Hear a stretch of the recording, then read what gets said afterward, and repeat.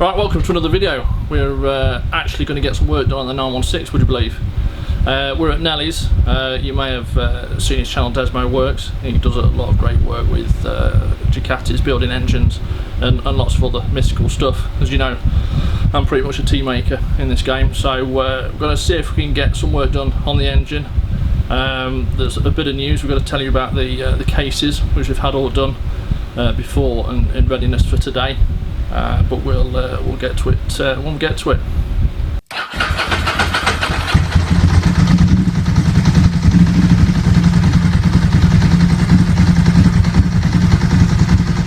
Right, so you probably can't see, but we're surrounded by boxes which hopefully contain a full 916 engine.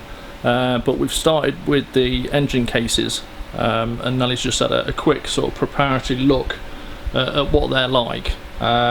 Now I've had them coated by a company in Cerakote. They're nice and silver and look great, but just an inspection internally, we've noticed a couple of things which might scupper us getting these cases put together today. So let's have a look. Right, so what we've noticed while I was just doing a preparatory check of all where the bearings sit, looking for any potential cracking issues, just caught my eye on the blind point for one of the bolts for the side stand is that we've got the casings cracked all the way through and across the top of the blind bolt hole. And if we look on the other side, that crack comes straight through on the outside of the cases, so we need to get that welded before we can do this set of cases build up, because otherwise we'll get a massive oil leak every time we fill the engine up once it's put together. Okay, so not great. We'll have to get them sorted. I think I've got a plan on to where to take them and get them sorted. So we'll see how we go. So what are we gonna, well, what do you think we can get done today? Hopefully, all things going well, we will reassemble the heads today, because we don't need the cases to be able to achieve that. It means that we can get the top half of the engine put together and in a state ready to drop on once we've got the cases back and in a position to be able to assemble the bearings. We could possibly also get the crank and the rods put on and get the clearances set up for the big end bearings as well. So there's a few bits and pieces we can get done today. It's just a shame that we can't get the bottom end ready to go. Would have been nice to see it done today. And you never know whether this video goes out on its own at the moment or whether we combine the two and we finish up with a fully built engine. We'll see how it goes in the edit, but let's get cracking. Okay, so next issue we found with just starting to put the engine together, we were just looking to build up our horizontal head, which is in front of us on the table with all the parts. Everything's there from strip down, but on checking valve fit we found out that the valve guide has been damaged during disassembly. You may or may not be able to make it out, but you've got the valve guide just inside the head there that's been damaged when the valve seal's been taken off, and that's just stopping us pushing the valve in because it's distorted the valve guide. So we're going to need to take that valve guide out, or at least get it re-reamed to the correct size to take away the high spot that's causing the valve to stop going in there and operating properly. So a little bit of a stumbling block on there as well. Well, at least we're getting all these problems out in the open now. All of the valve covers and the back end of the camshaft support. So first thing I need to do is, you'll see in the head I've got the valves. I just need to lap these in to ensure that we've got good valve to valve face coverage and seal, and then I will start putting together all of the valve operating Desmo gear, and then we will check our clearances and set up the clearances for the head and then seal it up, and that will be ready to drop onto the engine. See, this would be easier if I had my vapor blaster running, because I could just stick it in there and just give it a quick blast the carbon off that way.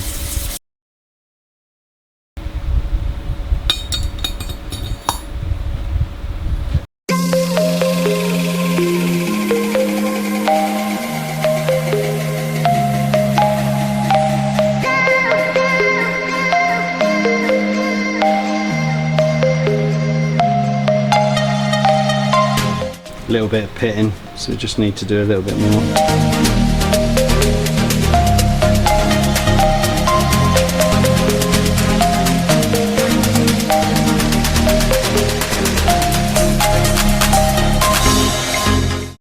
So just lapped in the intake valve.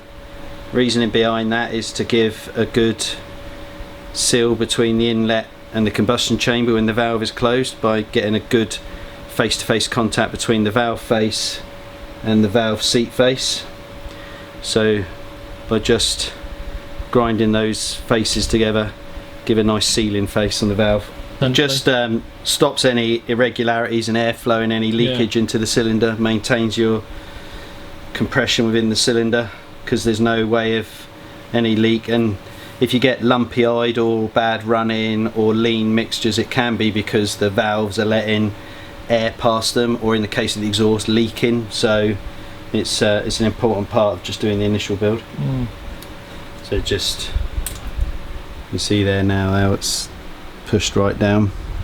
Yeah, if you can see that, that's the valve guide seal going on. 4 of them.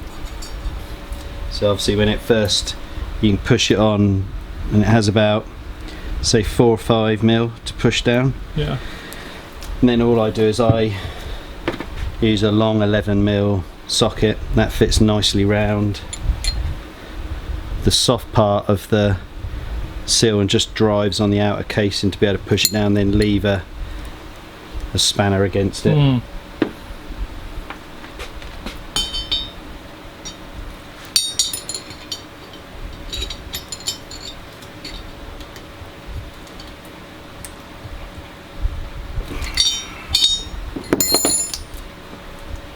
And then you just see that just pushes that.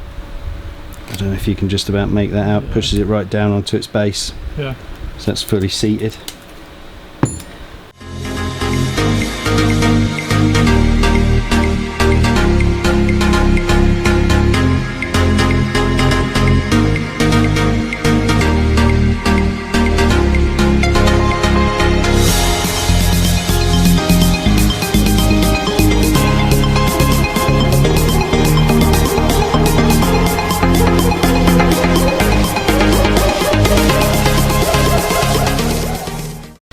So basically, when you put in your closer in, there's a retaining spring. So the misconception on Ducati is that there's no spring assistance. There's a spring assistance that pulls the closer up. So the valve basically operates against there with a closing shim, and that spring is forcing that up so it holds the valve closed at all times. So it's not driven by the spring, but it's an assisting spring, they call it.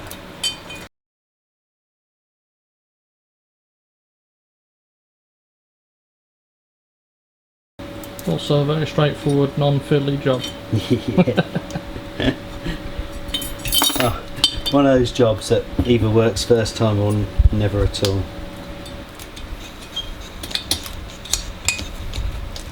Okay.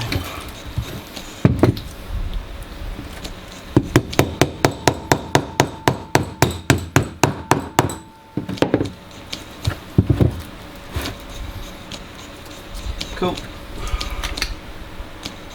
So that's the closing arms in. We'll now put the shims in. Sorry, the valves and their shims. So if we put that round the right way, I'll get there.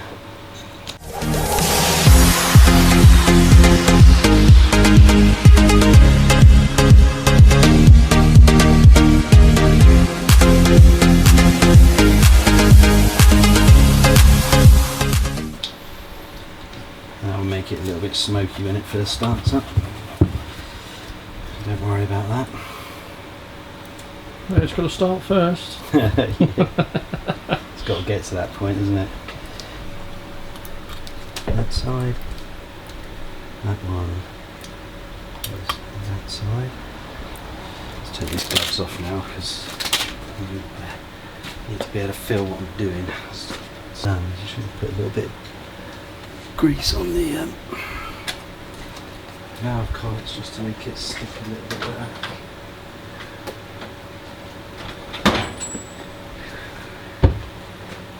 Putting that in there. Putting it on to there. If I grab the next one. Let's see if I can come in the other side so you can see it.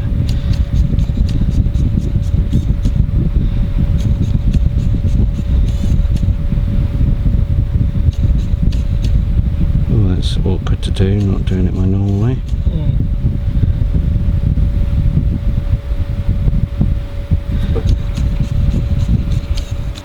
Now you just need to flick the arms just to check it's secure.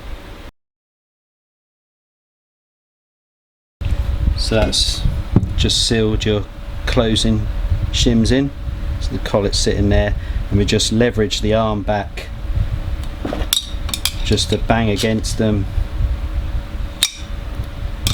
so you just check it's seated properly, and you want to make sure that the valve stem is just slightly lower than the closing shim. And they're good, they're done. We're going to be taking them in and out a few times today. What's that side? What's that side?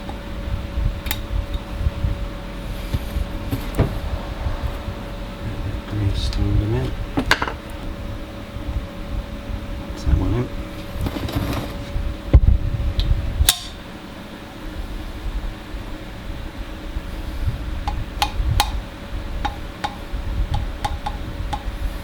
Cool. Next bit is intake arms. Straight drop in, no spring on it.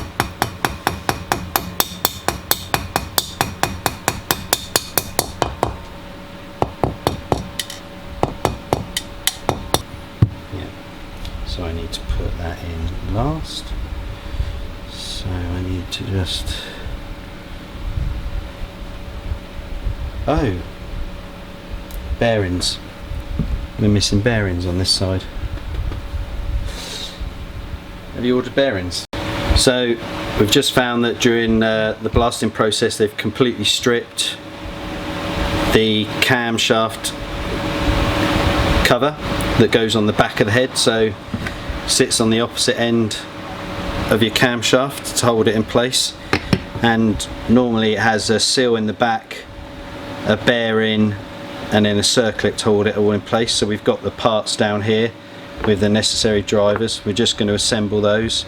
So first in goes the seal, which sits to the back, and then we put in the bearing, and then the circlip goes over the top to hold it all in place. So we're just going to assemble those two caps that we've got.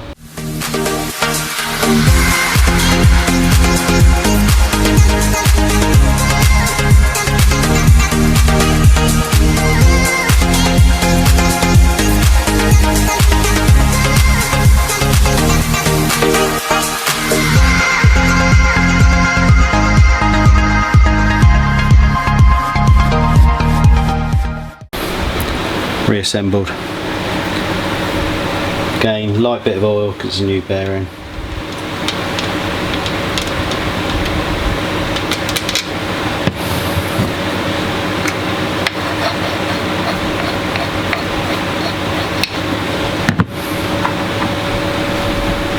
Seal on the back side, the face.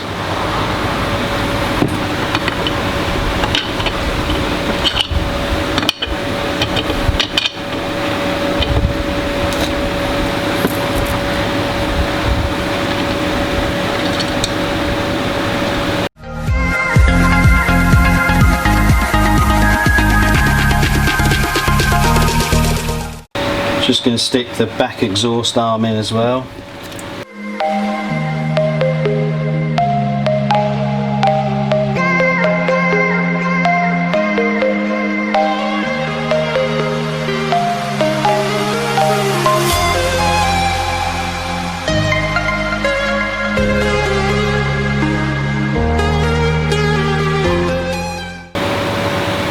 So VS is the exhaust cam, which is the exhaust side we're on.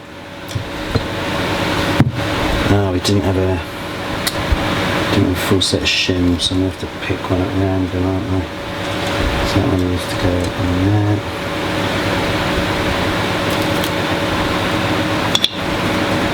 Need to just put this one in loose for now, because it needs to be to one side to enable us to get the camshaft in. Now I need to pick a relatively small opening shim to use as a datum. That is very small.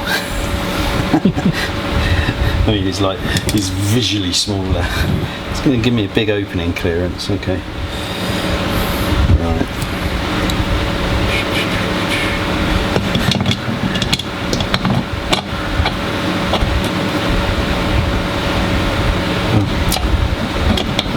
I've got that lined up correctly.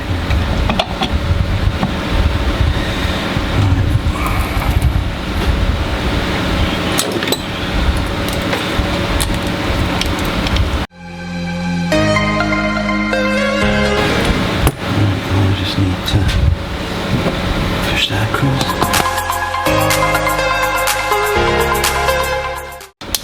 Okay. That's that in. Tighten that up so we can do a set of datums in a second. And get the other part in.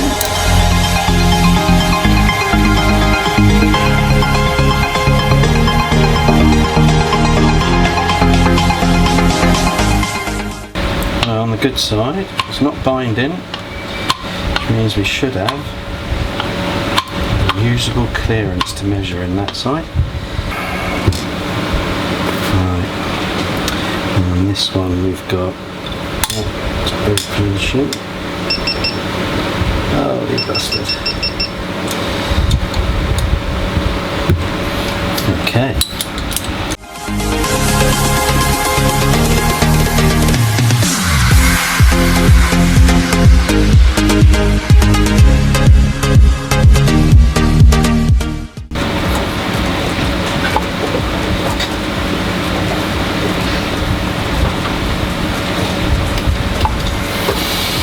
Sweet, we're together.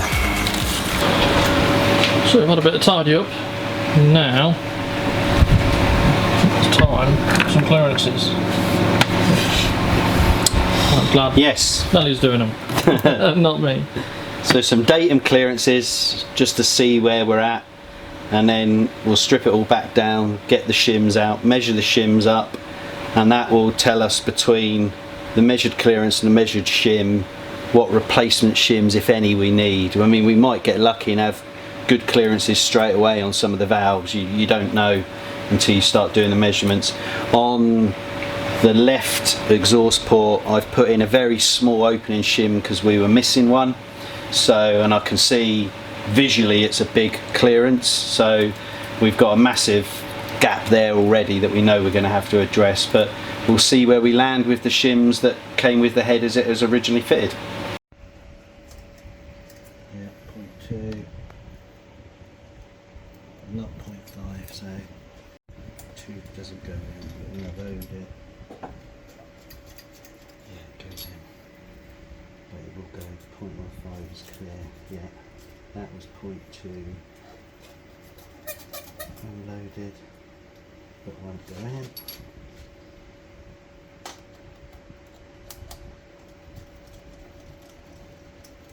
Goes in there. Loaded, so 0.5.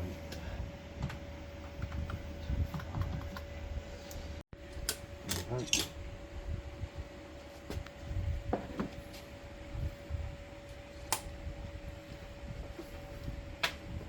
Helps if that's magnetic and it's not.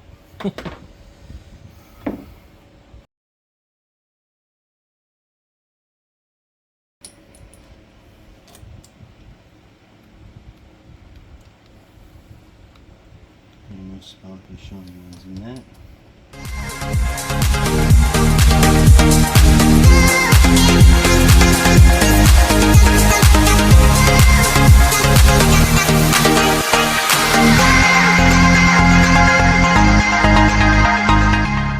Right, that's that one done. Right, let's sort out intake side. Covers on. Okay, clearance is all done. Let's have a look at how they came out. Bit of a challenge on the way through, but we got there in the end. Well, Nelly did. I just sat around drinking.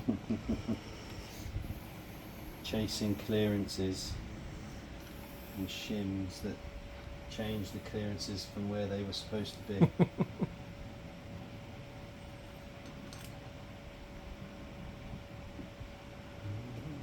I mean, the only thing that would make it worse is if it was 30 degrees outside and we needed 2 fans to keep cool. But which is just about keeping up. You can see the cover's been Cerakoted in the grey.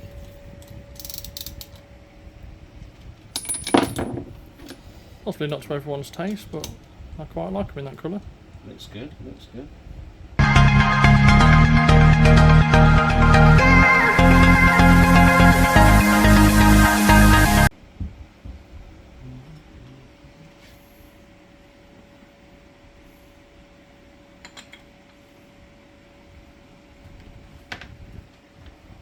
Of the ones. These are covered, so you're not going to see these angles.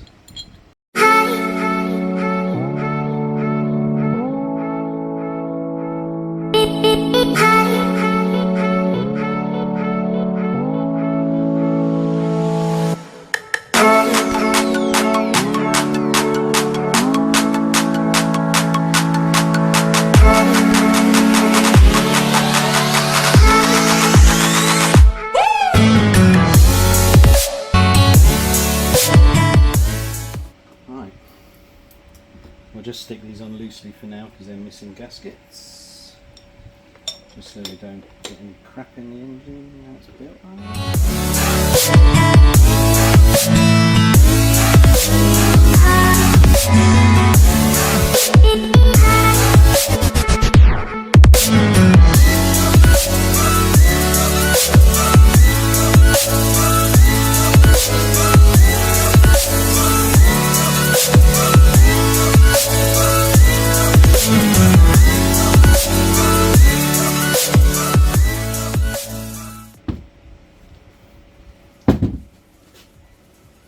Voila! One head finished.